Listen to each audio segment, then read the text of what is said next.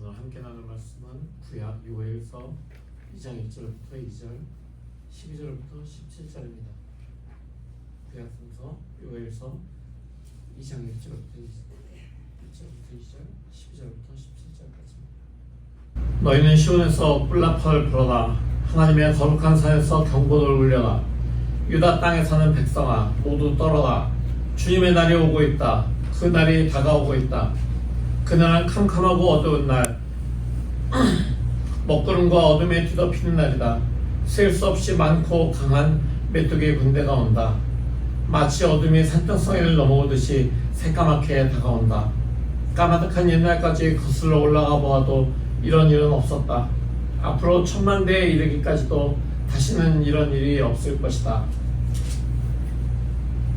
지금이라도 너희는 진심으로 회개하여라. 나 주가 말한다. 금식으로 통곡하고 슬퍼하면서 나에게로 돌아오너라. 옷을 찢지 말고 마음을 찢어라. 주 너희의 하나님께로 돌아오너라. 주님께서는 은혜롭고 자비로우시며 오래 참으시며 한결같은 사랑을 늘 베푸시고 불쌍히 여기는 마음이 많으셔서 뜻을 돌이켜 재앙을 거두기도 하신다. 행여 주님께서 마음과 뜻을 돌이키시고 오히려 복까지 베푸셔서 너희가 주 하나님께 곡식 제물과 부어드리는 제물을 바칠 수 있게까지 하시는지 누가 아느냐. 너희는 시온에서 뿔나팔을 불어라. 거룩한 금식을 선포하고 성회를 열어라. 백성을 한데 모으고 회중을 거룩하게 구별하여라. 장로들을 불러 모으고 어린아이들과 젖먹이들을 불러 모아라. 신랑도 신방에서 나오게 하고 신부도 침실에서 나오게 하여라. 주님을 섬기는 제사장들은 성전 현관과 번제단 사이에서 울면서 호소하여라. 주님의 백성을 불쌍히 여겨주십시오. 주님의 소유인 이 백성이 이방인들에게 통치를 받는 수모를 당하지 않게 하여 주십시오. 세계 만민이 그들의 하나님이 어디에 있느냐 하면서 조롱하지 못하게 하여 주십시오. 아멘.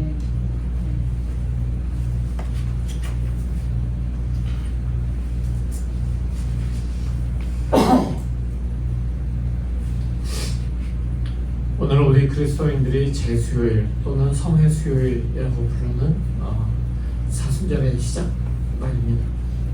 기독교 달력에서는 한 해를 몇 개의 절기로 구분하고 있죠. 기독교 절기의 가장 시작은 예수 그리스도께서 이 땅에 오시는 대림절로 시작이 됩니다. 대림절기 4주가 지나면 우리는 성탄절을 맞게 됩니다. 우리가 기다리던 그리스도께서 메시아께서 이 땅에 오시는 날이죠.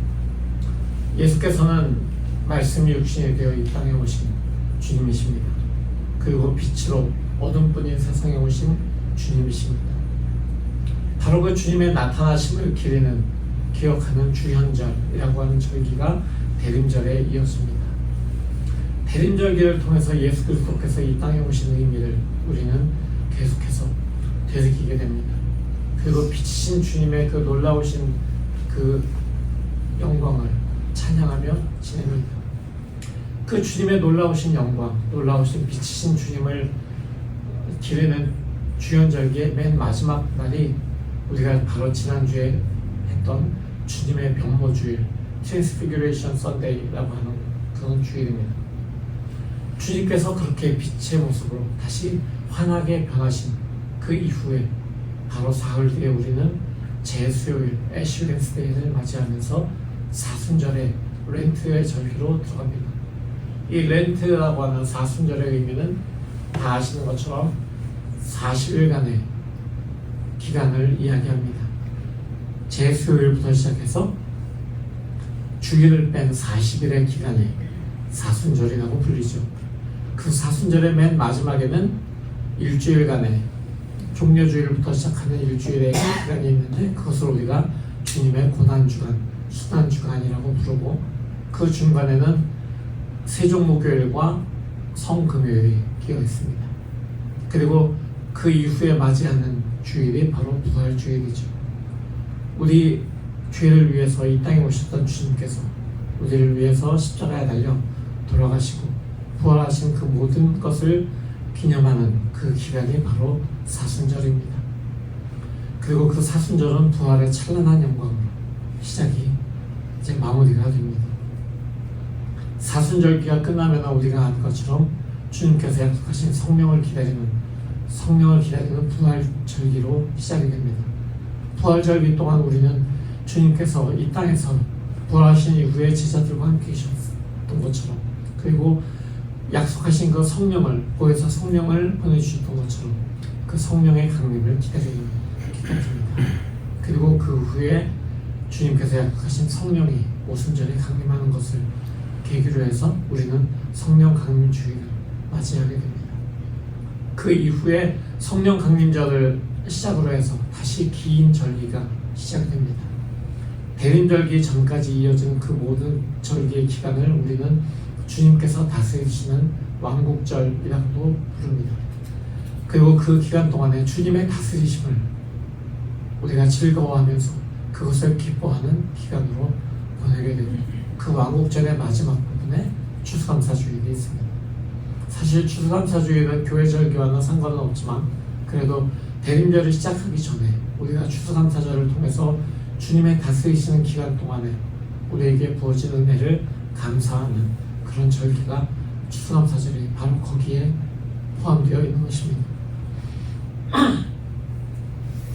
제수요일을 애쉬 웬스데이라고 하는데, 이 제의 의미, 제라고 하는 것은 우리가 히브리 전통에서 우리가 회개할 때 죄를 뒤집어 쓰고 회개하는 것에서 비롯됩니다.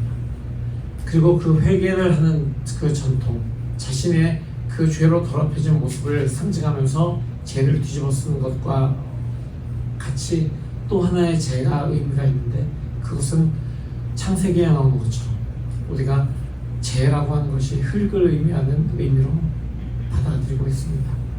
그래서 우리는 흙으로 우리를 지으시고, 그리고 주님의 생명을 받아 만들어진 주님의 백성들로, 주님의 사람들로 이 세상을 살아가지만, 우리가 세상을 떠나게 될 때 다시 흙으로 돌아가는, 죄로 돌아간다라고 하는 것을 통해서 우리의 존재가 주님의 은혜가 아니면 정말 죄에 불과한 존재인 것을 우리에게 상기시켜 줍니다.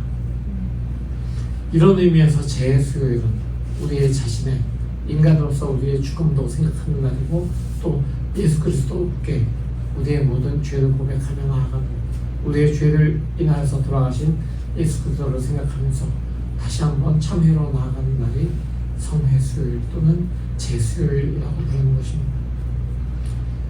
오늘 이 회개의 예배를 통해서 우리는 우리의 모든 것을 다시 한번 예수 그리스도께로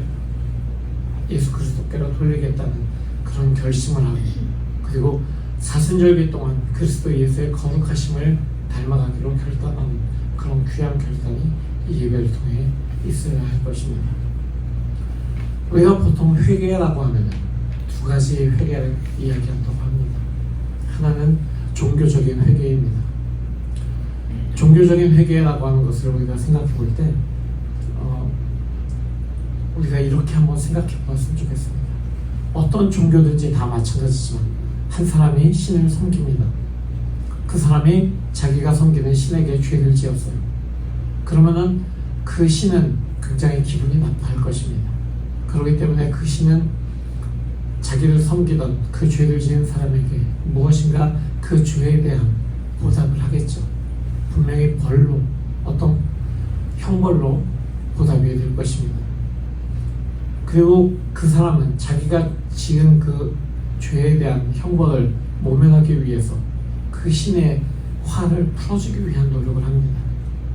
대개 사람들은 그것을 어떤 증언을 바치거나 제사를 하거나 하는 방법으로 자신의 신의 노를 누그러뜨리기 위해서 노력을 합니다.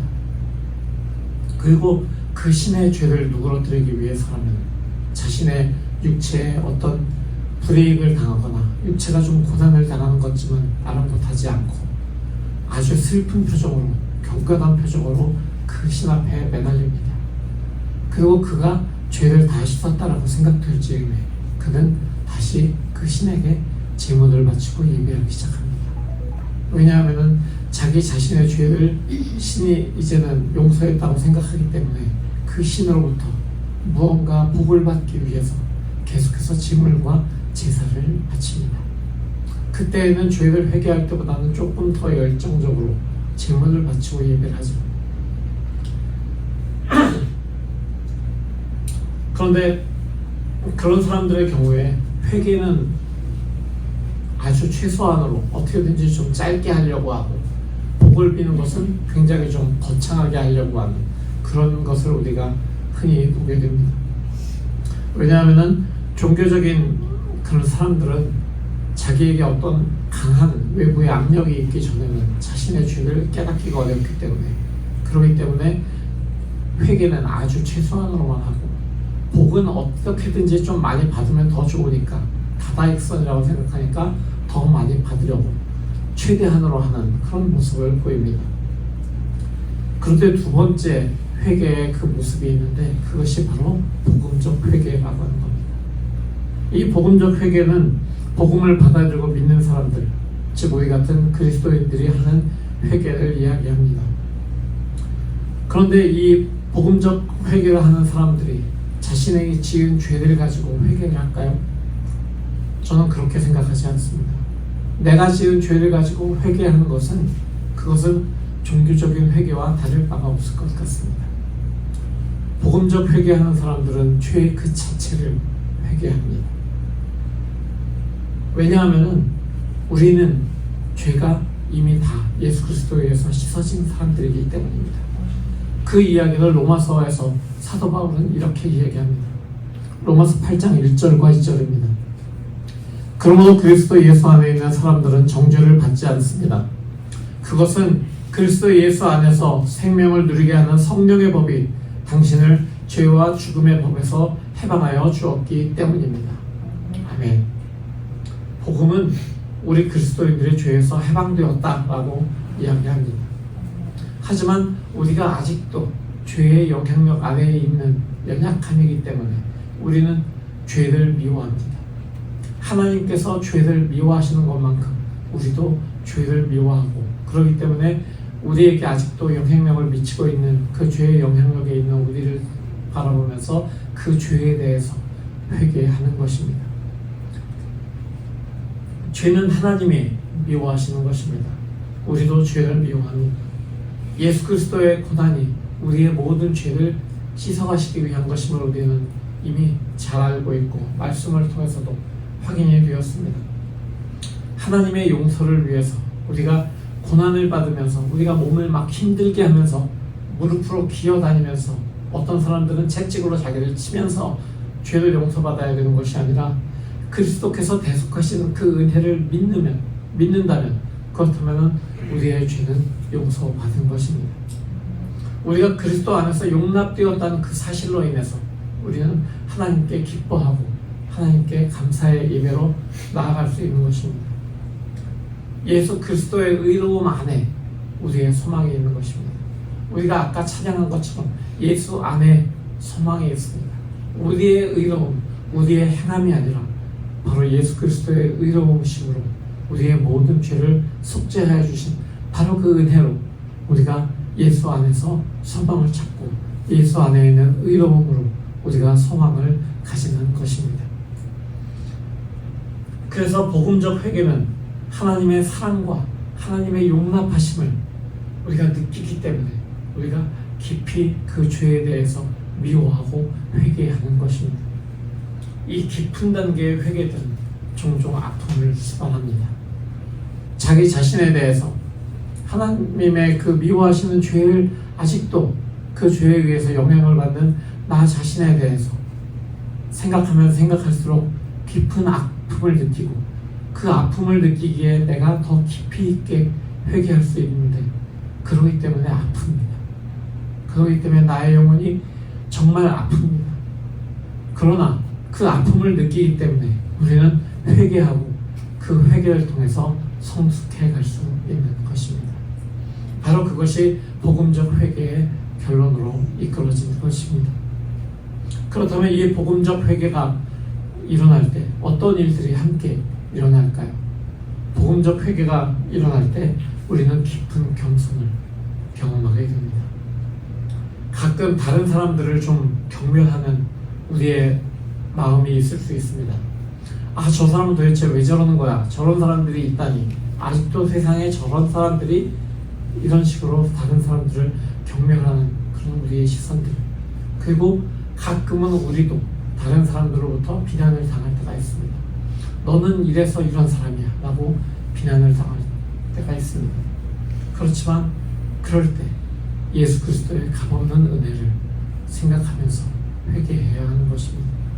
그것이 복음적 회개인데, 왜냐하면 우리는 다 같은 죄인이기 때문입니다. 인간의 인정보다 하나님의 인정이, 하나님의 사랑이 더 가치 있기 때문에 우리는 예수 그리스도의 무한한 은혜를 생각하면서 회개하며 나갈 때, 그때 복음적 회개는 우리에게 깊은 겸손의 단계로 이끌어 줍니다. 또한 복음적 회개는 우리를 잘 훈련된 열정을 가지게 해줍니다. 우리가 가끔 가다가 아주 어려운 상황에 빠질 수 있습니다. 사업적으로 어려울 때도 있고요, 관계적으로 어려울 때도 있습니다. 우리가 영적으로 어려울 때도 있습니다. 우리가 아주 경제적으로 어려울 때도 있어요. 그렇지만 모든 어려움보다 가장 어려운 그것은 죽음이라고 할 수 있을 것입니다. 그리고 그 죽음 이전에 예수께서 참으셨던 그 모든 수난과 모욕들, 침뱉음을 당하시고 뺨을 맞으시고 놀림을 당하셨습니다. 그리고 옷이 벗겨지면서 조롱을 당하셨습니다. 창으로 찔리시고 신 포도주 놀림을 당하셨습니다. 가시 면류관으로 피 흘리면서 놀림을 당하셨습니다. 그리고 결국 십자가에서, 그 험악한 십자가에서 죽음을 당하셨습니다.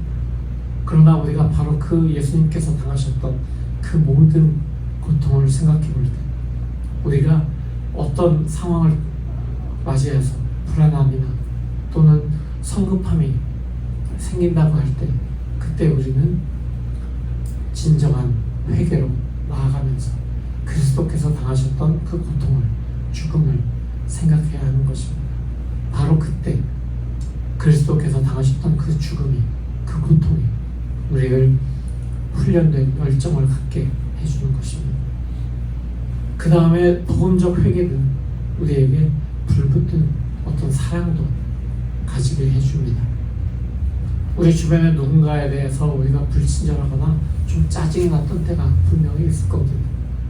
저도 저와 같이 일하는 사람들을 향해서 좀 짜증이 날 때가 있습니다. 그리고 그 사람들을 보면서 어떤 때는 무관심하게 지나칠 때도 있습니다.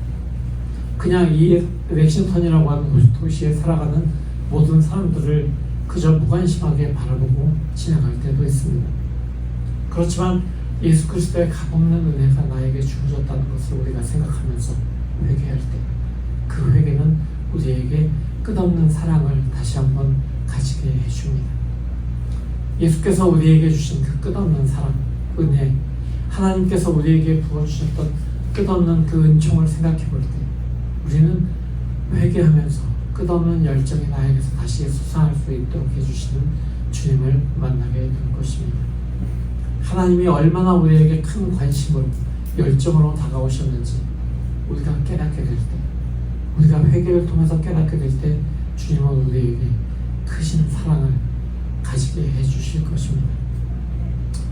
마지막으로 회개는 경건한 동기와 같은 일편단심의 어떤 시각을 우리에게 가지고 하십니다. 우리는 하나님의 영광을 위해서 일하고 있습니까? 하나님의 영광을 위해서 신앙생활을 하고 있습니까? 아마 그렇게 하는 것이 굉장히 어려울 것입니다. 왜냐하면 우리는 주변 사람들의 시선을 의식하기 때문입니다. 주변에 있는 공동체의 지체들, 또는 우리 주변에 나를 쳐다보는 많은 눈길들을 내가 의식하기 때문에 우리는 하나님의 영광보다는 어떤 다른 것을 구하고 있을지도 모릅니다. 내가 주님의 일을 한다고 하면서도, 하나님의 복음을 선포한다고 하면서도 하나님의 영광이 아니라 주변 사람들을 감동시키기 위해서, 어떤 놀라운 성경 해석으로 사람들을 감동시키기 위해서 이 자리에 서 있는지를 생각해 볼 때, 정말 나에게 그런 불순한 동기들이, 순전하지 않은 동기들이 있다는 것을 생각할 때 깊은 회개를 할 수밖에 없는 것입니다. 바로 그렇게 깊은 회개를 해나갈 때, 그때 그리스도께서 무한한 값을 치르기 위해서 십자가에서 치르신 그 모든 것을 생각해 볼 때 나는 더욱더 하나님의 영광을 위해서 일을 해야 한다는 그런 동기를 가지게 될 것입니다. 바로 그런 마음을 찢는 참된 회개를 통해서 하나님께서 우리를 진정한 그리스도의 진정한 회개의 길을 이끌어 주실 것입니다. 복음적 회개를 통해서 이렇게 우리에게 겸손과 열정과 사랑과 그리고 잘 하나님께만 맞춰져 있는 그 동기가 순수한 동기가 우리에게 주어지게 됩니다. 우리들 스스로 회개함으로 하나님께 받아들여진 존재가 아니라 하나님께서 우리를 받아들여 주셨기 때문에 하나님께 감사하며 하나님을 섬기는 그런 사람들입니다. 그렇기 때문에 우리의 회개는 종교적 회개가 아니라 정말 복음적 회개가 되어야 되는 것입니다. 바로 그 우리가 들고 있는 회개가 무엇인지를 돌아보는 그런 사순절의 여정이 되었으면 좋겠습니다. 이 사순절의 휘슬레길 동안 우리가 다른 많은 것들을 회개할 것도 있겠지만 정말 그것이 복음적 회개인지 그리고 그 복음적 회개를 통해서 내가 하나님 앞에서 진정한 겸손과 사랑과 열정과 순수한 동기로 이끌어지고 있는지를 묵상해보는 그런 우리 모두가 되었으면 좋겠습니다. 바로 그렇게 우리를 이끄시는 성령님께 간구하며 기도로 나아가는 우리 모두가 되기를 성부 성자 성령의 이름으로 축원합니다. 아멘. 주님의 은 정말 감사드립니다. 주님의 그 높으신 이름을 송축합니다. 우리의 모든 사는 날 동안에 주님의 이름을 높이고 주님의 그 영광을 송축하고 주님의 그 은혜에 감사하는 그런 우리의 삶으로 삼아 주시옵소서. 사순절 순례길을 걸어가는 순례자인 우리들이 그 순례의 길을 한 걸음 한 걸음 주님과 동행할 수 있게 은혜 부어주시옵소서. 그저 이것이 순례가 아니라 여행길처럼 이곳저곳을 두리번거리며 살아가는 길이 아니라 주님께만 우리의 시선을 고정시키고 나아가는 그런 은혜의 순례길 될 수 있도록 주님 은혜로 함께 해주시고 임재하여 주시옵소서. 이제도 우리 주 예수 그리스도의 무한하신 은혜와 아버지 하나님의 지극하신 사랑하심과 성령의 내주하시고 주장하시고 역사하심 이제 사순절 순례길을 진정한 복음의 회개로 걸어가면서 하나님의 이름을 높이기로 결정한 모든 주님의 사랑하는 형제 자매들 그들의 머리 위에 그들의 가정과 그들의 사업과 그들의 학업과 그들이 하는 모든 과 함께 위해 영원토록 함께 하시기를 간절히 축원하옵나이다.